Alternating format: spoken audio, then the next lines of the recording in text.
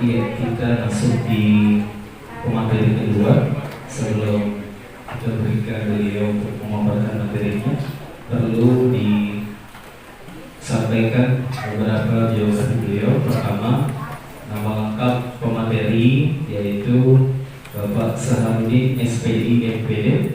Kemudian tempat tanggal lahirnya dan foto 9 Januari 1976. Beliau memiliki pekerjaan yang saat ini diampuh, yakni dosen STI di Foto, sekaligus kepala sekolah SD 14 Turatea. Dan juga beliau mengemban amanah yang baru saja dipegang, yakni Ketua KPK Kecamatan Barang. Selanjutnya yang perlu saya informasikan tentang beliau di pengalaman organisasinya. Beliau pernah menjabat sebagai Ketua KPMP, kemudian beliau sekarang Ketua Bidang PRMI Kecamatan Banang. Selanjutnya beliau pernah menjabat sebagai Ketua 1 ICMI Muda. Iya, ini hanya beberapa pengalaman organisasi yang beliau sampaikan. Karena begitu banyaknya pengalaman organisasinya, maka yang poin besarnya saja beliau sampaikan. Iya, nanti sebentar silakan bertanya sama beliau, kita kuras semua ilmunya, kita gali kan, seperti itu. Selanjutnya, materi hari ini yang dibawakan oleh Bapak Saharudin SPDI MPD atau bisa kita panggil Ustaz TS, yaitu pengembangan mahasiswa DDI sebagai pelopor dai masa depan. Saya ulangi, yakni pengembangan mahasiswa DDI sebagai pelopor dai masa depan. Oke, jadi kita langsung saja simak materi dari beliau. Sudah siap semua? Perhatian? Perhatian? Oke, selanjutnya kita berikan kepada Bapak Saharudin SPDI. Kita persilakan dengan materi. Ya, terima kasih. Assalamualaikum warahmatullahi wabarakatuh. Hamdan wa syukranillah la haula wa la quwwata illa billah. Yang saya hormati teman dosen studi foto yang saya hormati adik-adik sekalian, calon KKN, calon mahasiswa KKN, baru calon calon mahasiswa KKN yang sempat hadir pada kesempatan kali ini. Pertama, kita bersyukur kepada Allah karena di siang menjelang atau pagi menjelang sore menjelang siang hari ini kita dipertemukan dalam rangka pembekalan mahasiswa KKS dari Konto Angkatan 28. Semoga acara ini bernilai ibadah insyaallah. Salawat dan salam tercurah kepada Nabiullah Muhammad sallallahu alaihi wasallam. Baik. Kalau kita lihat materinya pengembangan mahasiswa DDI, tentunya berbicara tentang pengembangan mahasiswa DDI berarti sudah ada dasar, tinggal balik kembangkan. Terkait masalah apa yang balik kembangkan adalah bagaimana menjadi pelopor dai baik di masyarakat maupun di tempat KKN nanti, begitu. Jadi tentunya dasar kita sudah ada. Cuma terkadang saya lihat memang kalau pembekalan seperti ini, terkadang saya lihat adik-adik ini tidak terlalu memperhatikan sampai di lapangan kita repot. Kenapa? Karena dianggap bahwa ini adalah hal biasa-biasa saja. Sementara kalau berbicara tentang dai, ya jangan menganggap bahwa dai itu yang berdiri di atas mimbar, bukan. Jadi dai itu pada substansinya, esensinya, intinya adalah menyampaikan kebaikan, kebenaran, baik itu bersifat formal maupun non formal, begitu. Jadi jangan selalu menganggap bahwa dai kalau ceramah di atas, tidak begitu namanya dai. Iya. Jadi ada beberapa hal yang harus dipahami sebagai calon dai. Tetapi karena kita berlatar belakang DDI, berlatar belakang STI, sekolah tinggi agama Islam, tentunya tidak boleh ada yang mengatakan saya tidak mampu berdiri di atas mimbar. Ini yang perlu dipahami. Tidak boleh ada kata mengatakan bahwa saya tidak mampu berdiri di atas mimbar menyampaikan itu. Ada kesan kemarin waktu saya masih mengajar di Al-Azhar, ada terkadang mahasiswa ketika tampil di depan umum dia grogi. Bahasa Makassarnya lari serta mena. Kenapa seperti itu? Karena memang tidak pernah diajar tentang public speaking, artinya bagaimana cara menyampaikan di depan umum. Jadi ketika kita berbicara di depan siapapun di bawah kita, maka itu adalah audiens. Jangan bahwa bukan berarti kita lebih pintar, tetapi kita adalah tugas menyampaikan apa yang disampaikan, yang penting punya berjugas, punya berdeman. Jadi tidak usah terlalu kaku, grogi untuk menyampaikan itu. Saya terkadang biasa kalau ceramah, sementara ceramah saya hadir beberapa kiai di hadapan saya. Terkadang juga memang ada beban psikologis karena guru kita di depan kita. Tetapi ketika kita sudah biasa sebagai figur publik, sudah biasa menyampaikan pandangan-pandangan di hadapan atau di halayak, maka pasti biasa-biasa saja. Tetapi yang disampaikan itu tolong jangan seolah-olah bahwa kita menggurui orang yang di bawah, karena sesungguhnya jangan sampai di bawah ada yang lebih paham daripada kita. Termasuk ada sekali saya tidak paham. Mungkin saja pada hari ini ada pemaparan Quran di dalam ruangan ini. Begitu. Jadi tidak boleh kita nanti kejar terlalu merasa pintar menjadi dai. Jadi dai itu menyampaikan, biasa disebut juga tabligh, menyampaikan. Tetapi kalau tabligh mengarah kepada mubalik, kalau mubalik tentunya di mimbar. Ada beberapa hal yang harus diperhatikan sebagai calon dai nanti di masyarakat ini supaya kita tidak terlalu grogi dan tidak terlalu merasa tidak mampu menyampaikan. Yang harus diperhatikan pertama adalah subjeknya, kita, diri kita. Siapakah kita sebenarnya? Berarti ketika kita merasa bahwa siapa diri kita, sudah mengenal diri kita, bahwa kita adalah pendai, maka ada beberapa hal yang harus diperhatikan. Jangan kita menyampaikan, lantas kita yang melanggar itu yang disampaikan. Tadi ada yang simpul sekali materinya, yaitu keberamahan indallah antakulu la taf'alun.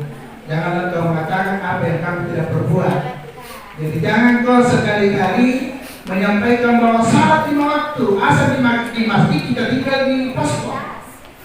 Ini keberamahan indallah antakulu la taf'alun. Ingat ya. Jadi ini yang harus dipahami, bahwa yang diperbaiki dulu adalah diri kita, personality kita. Iya, personal kita. Itu yang harus kita pahami bersama. Perbaiki dulu diri. Jangan kita sebagai dai, sebagai dai baru kita tidak mendapatkan diri sebagai dai. Ingat, pendai itu pertama mulai dari pakaian, tingkah laku, tutur kata harus dijaga. Saya tidak mau lihat pendai baru jalanannya robek-robek. Paham maksud saya? Ya. Kedua, pendai mau ceramah baru, kalau ceramah di mimbar formal ya, ceramah di mimbar baru bajunya baju kaos. Nah ini yang perlu kita pahami. Dan hati sebentar, yang namanya diri itu jangan sampai disuruh imam. Ya, aneh dari diri, imam dulu. Makanya harus pintar membaca Al-Fatihah, paling tidak bagus. Al-Fatihah bagus. Jangan sampai Al-Fatihahnya salah. Iya. Baca dulu masuk ke depan saat kita imam. Dan kita tidak mau. Makanya persiapkan memang dari sekarang. Jangan juga sekitar. Kalau memang tidak mampu, jangan kita ke depan. Jangan sampai sujud ke orang kita lari. Ya, lari karena memang dilupa bacaan. Iya, dilupa bacaan. Lari di depan, itu bahaya. Jadi kalau memang tidak mampu, usahakan ya. Saya ini sudah, kita kemarin sudah rapat, tolong dideteksi Satu posko harusnya memang ada yang jadi andalan kita di bidang itu. Begini ya. Tapi bukan berarti semua tidak naik. Saya mau semua tampil. Ini juga akan sudah digagas ini di kampus ini ekstrakurikuler tentang dakwah itu. Dan memang perlu. Ini pertama, jadi jaga. Kedua, perkataan kita jangan terlalu berkata menggunakan perkataan yang tidak elok dilihat. Saya biasa ketawa kalau ada KKN di kampung saya, perkataannya justru menampakkan seperti perumpamaan gerto. Paham maksud saya? Ini saya mau ke depan kita menjadi teladan, menjadi contoh di hadapan masyarakat. Ternyata DDI luar biasa. Maka yakin dan percaya nilai jual DDI semakin meningkat ketika kita memperlihatkan teladan yang baik. Tetapi sebaliknya, itu tadi makanya pesannya Ketua Panitia tadi, bukan sebenarnya dilarang cilo, tetapi jangan sampai menampakkan cilo itu yang negatif. Hati-hati ini. Kita tidak membatasi teman-teman sekalian yang ada di sekalian ini, tetapi jangan sampai mencemari ya alma mater kita sebagai mahasiswa ini. Jadi subjek kita diperbaiki ya. Kalau bisa ya panjang-panjang rambutnya tidak bersih, tidak rapi, boleh panjang. Semua imam-imam kita itu rata-rata panjang rambutnya, tetapi harus rapi, jangan bergele, ya, jangan gondrong-gondrong brutal gitu. Tapi saya lihat ini udah tegak semua, saya. Yang perempuan jangan juga pakai seperti ya ini saya misalkan saya perempuan ini ya di daerah. Perempuan jangan seperti televisi horor jalan. Paham maksud saya? Susah dibedakan yang mana televisi horor yang mana mukanya ini ada. Ya. Kita juga dai, jangan salahnya lagi saja. Kita juga dai. Jangan sampai kita bukan dai menyampaikan kebaikan, menyampaikan kebenaran itu adalah dai. Ya, dan perbaiki juga. Jangan di mahasiswa DDI sedikit-sedikit. Ya mau ini saya lebih baik transparan daripada itu. Dan terlalu lekas sama laki-laki lah. Ya, saya itu orang yang keras ini kan pengembangan dakwah, saya bahas. Otomatis harus dihindari semua itu. Jilbabnya juga jangan jilbab yang membuat repot kita terlalu banyak penitinya kiri kanan. Ya, yang biasa-biasa tetapi syar'i. Yang itu jilbab gaul. Jilbab sudah dibedakan pakai jilbab atau tidak? Itu kita bukan gaya tetapi adalah menutup aurat. Begitu ya maksud saya. Tidak bisa gitu gaya harus wajib pakai cadar tidak, tetapi melihat situasi ini mulai merusak dirinya.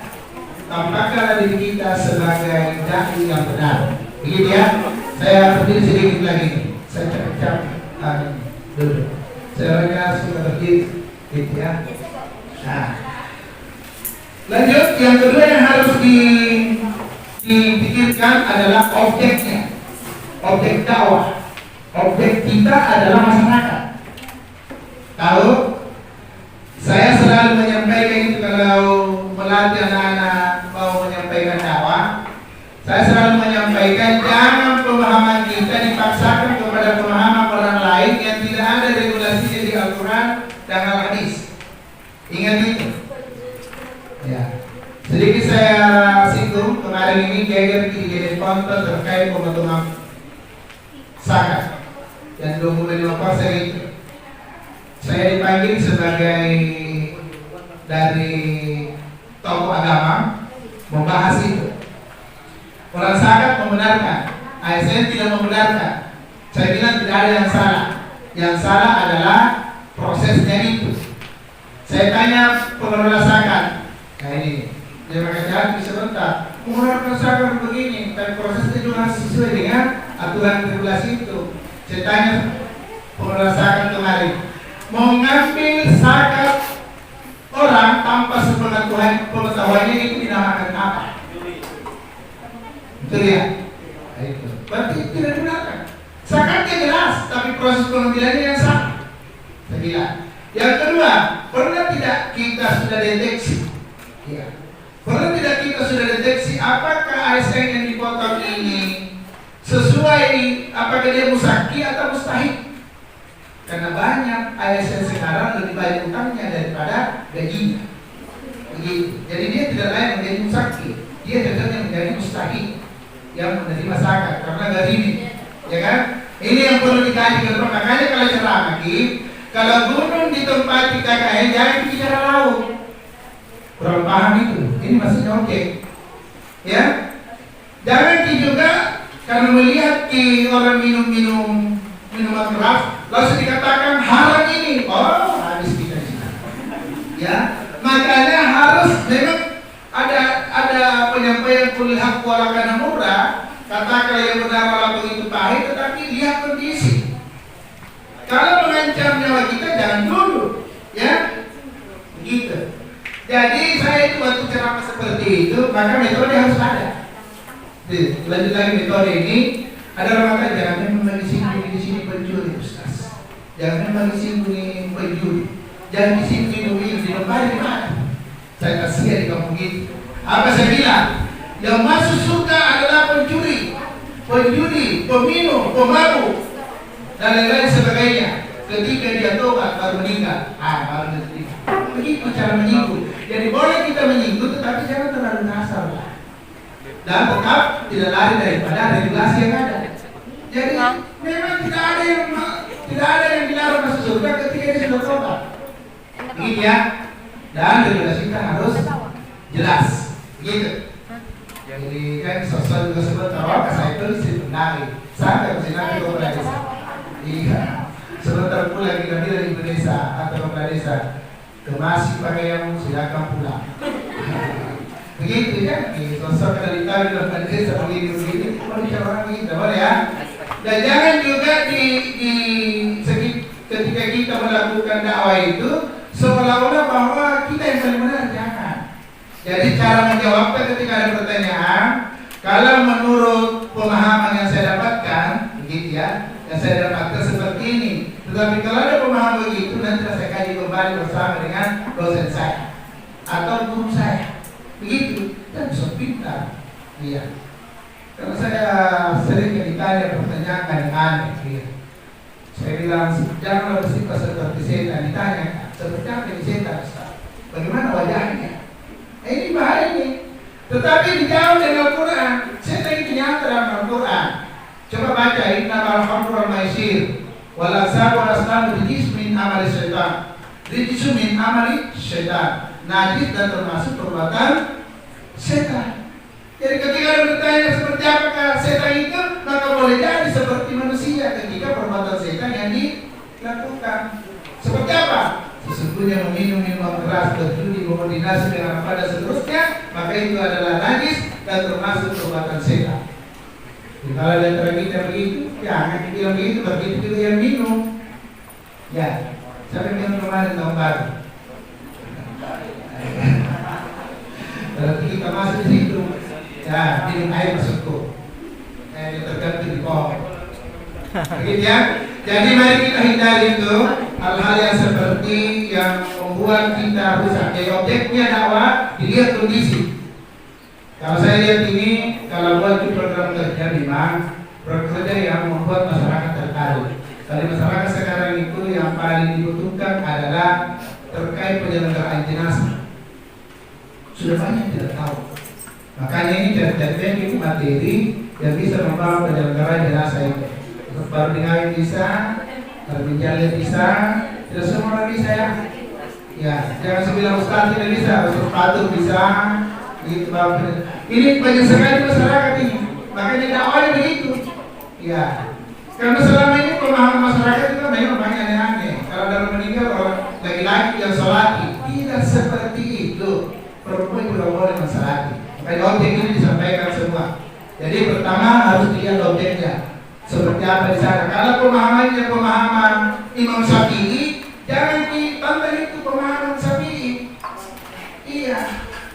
Jangan disuruh bahwa salah itu menurut guru saya karena kita adalah bukan dari pengaruh Imam Syafi'i, diserahkan jangan. Karena beliau-beliau tidak pernah saling menyerahkan. Para guru kita, para imam masjid tidak pernah saling menyerahkan. Saling mendukung dan tidak ada yang salah. Jadi ya.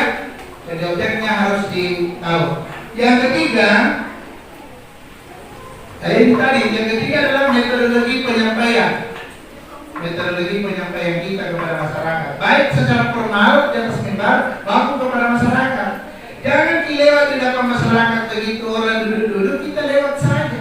Sekali-sekali kita salam, assalamualaikum, tidak apa-apa.